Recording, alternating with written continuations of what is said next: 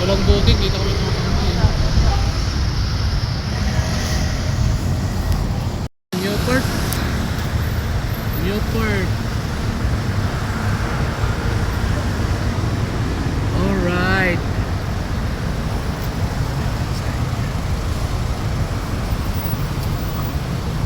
Mga ka-rider, may pang-apat na tayo na booking.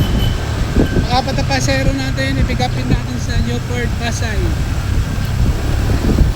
Ihatid natin sa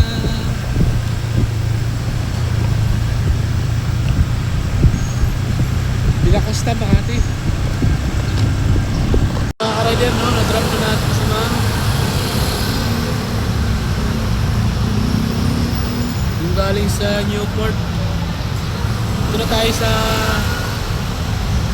Solar Century Tower, SB Villa Costa. Yung binayad ni ma'am, cash 120.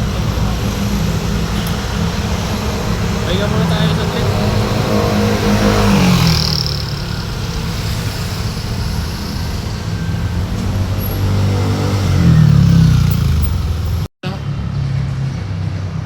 Pang-limang pasahero natin.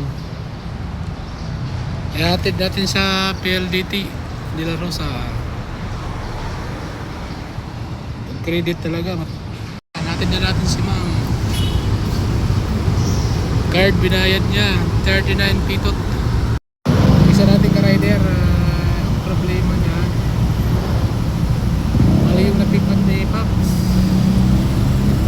Bigla lang daw sumakay yung pasahero sa kanya. Ngayon na-drop niya na yung pasahero. Saka na naman na tumawag sa kanya kung nasa na daw siya. Kaya minsan pag ano, kailangan natin tanongin yung pangalan pasahero kung talaga siya ba yun. Wala natin kanina, so isa natin ka-rider, si Paps, mali daw yung na-pick up niya. Maling pasahero. Kaya minsan talaga double check natin. Yung iba kasi pasahero, bigla na lang sumasakay pag alam nilang may angkas na kahit ito, kahit dumating. So tayo bilang rider o biker, tanongin na lang natin yung pangalan tsaka kung saan yung drop off point para sigurado.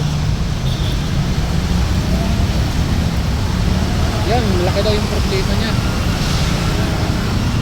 Sabi ko, kausapin mo na lang yung unang nag-book sa'yo. Kaya mahirap talaga pag may ganun aberya sa biyahe.